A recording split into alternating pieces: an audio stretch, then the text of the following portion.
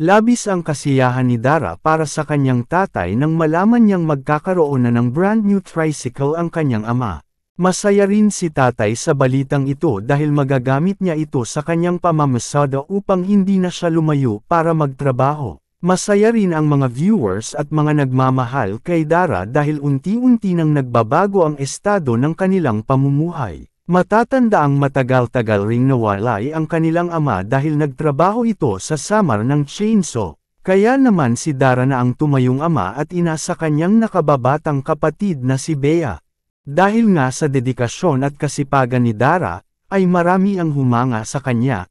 Kaya naman sa tulong ng mga sponsors, viewers at ng Team Kalingap ay napagawa na rin sila ng bahay. Kaya naman labis siyang nagpapasalamat kay Kalingap Rob. Hinangaan din si Dara dahil sa murang edad ay matatag siya sa lahat ng pagsubok at problema na dumaan sa kanila. Gaya ng pagpanaw ng kanyang kapatid at ina ay mas pinili niyang maging malakas ang loob upang maalagaan at gabayan ang kanyang kapatid. Upang hindi na mangulila sina Bea at Dara sa pagmamahal ng ama, tutulungan ng ilang sponsors ang tatay ni Dara na magkaroon ng sariling pangkabuhayan. Gaya ng bagong tricycle na magagamit niya sa araw-araw at sa tulong na rin ito ni Kalingap Rob.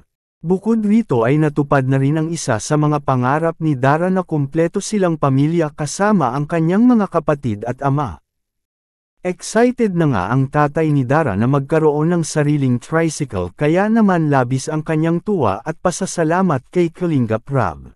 Samantala, hindi ito ang unang pagkakataon na may matutupad na naman na kahilingan ng isang beneficiary ng Team Kalingap. Gaya na lamang ng Indian foreigner na si Tatay Robin na dating nakatira sa isang kubo, ngayon ay may magandang bahay na at may sarili ng kotse sa tulong ng Team Kalingap.